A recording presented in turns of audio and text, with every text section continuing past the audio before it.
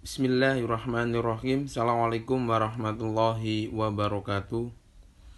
Saya Alvin Nurajiji bersama teman saya Albert Nurabidin sedikit mau menerangkan tentang anggaran parsial dan anggaran komprehensif.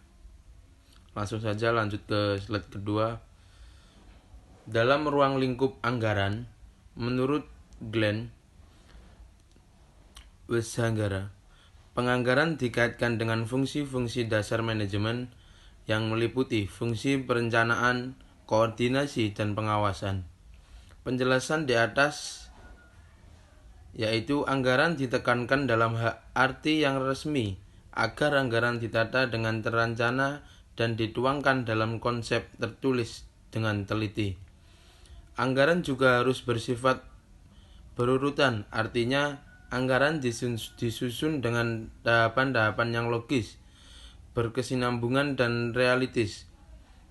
Para pimpinan departemen dihadapkan dengan tanggung jawab untuk menetapkan kebijakan di mana kebijakan yang ditetapkan oleh para pimpinan departemen tersebut merupakan implementasi tugas pimpinan departemen dari segi fungsi manajerial, yaitu merencanakan, mengorganisasikan, mengarahkan, dan mengawasi.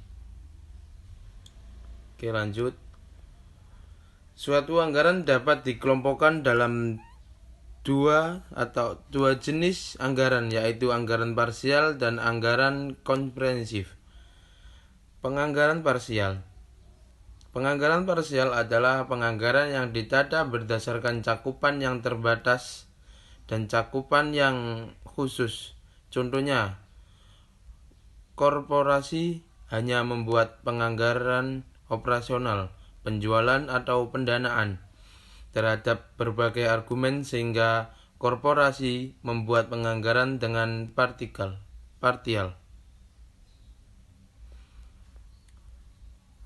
Penganggaran parsial dibagi menjadi 3. Yang pertama, korporasi belum memiliki keahlian untuk membuat penganggaran secara menyeluruh. Yang kedua, belum adanya informasi komplit. Dan yang ketiga, minimnya dana penyusunan anggaran.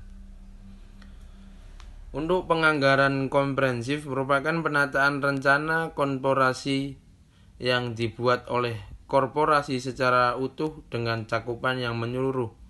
Kegiatan dalam ruang lingkup penganggaran keseluruhan meliputi semua kegiatan korporasi, kegiatan marketing, operasional, pendanaan, dan kegiatan administrasi.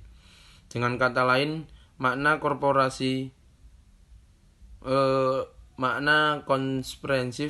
pada anggaran bisa dimaknai antara lain.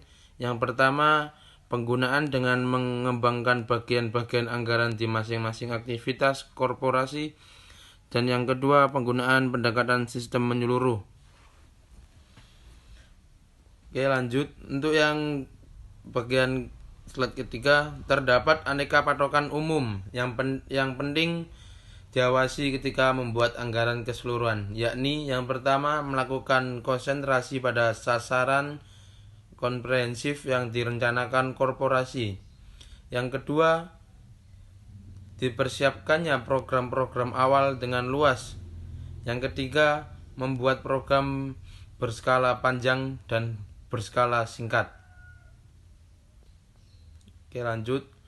Untuk bagian-bagian dari anggaran komprehensif secara komplit terdiri dari A. Rencana substantif adalah sasaran yang dituangkan dalam hal-hal yang akan diraih oleh suatu korporasi pada skala pendek ataupun skala panjang. Metode ini digunakan untuk asumsinya. Rencana substantif sebisa-bisanya dibuat melalui format resmi agar bisa menjadi patokan sebenarnya bagi korporasi.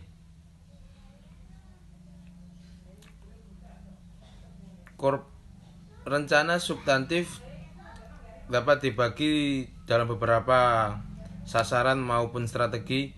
Yang pertama, sasaran korporasi, sasaran utama korporasi, dan strategi korporasi Dan yang terakhir, penetapan bermacam estimasi pokok yang nantinya dipakai korporasi selanjutnya. Yang kedua, rencana keuangan. Rencana keuangan adalah uraian semua permasalahan yang telah diprogramkan ke dalam penganggaran agar mempunyai pandangan keuangan.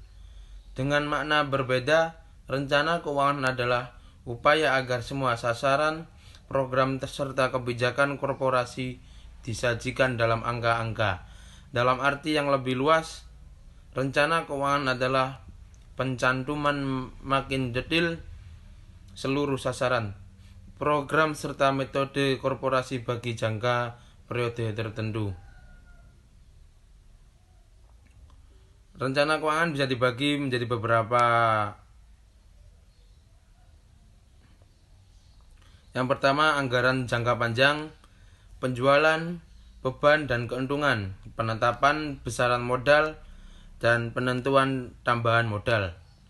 Selanjutnya, anggaran tahunan, anggaran operasional. M. Narafin menyatakan bahwa anggaran nasional adalah anggaran yang bertujuan untuk menyusun laba rugi. Anggaran laba rugi adalah anggaran berupa daftar yang disusun secara sistematis atas pendapatan dan beban dan laba rugi yang diperoleh suatu perusahaan selama periode tertentu. B. Anggaran proyeksi rugi atau laba. Anggaran proyeksi rugi atau laba adalah estimasi keuntungan atau kerugian nantinya dihasilkan melalui anggaran penjualan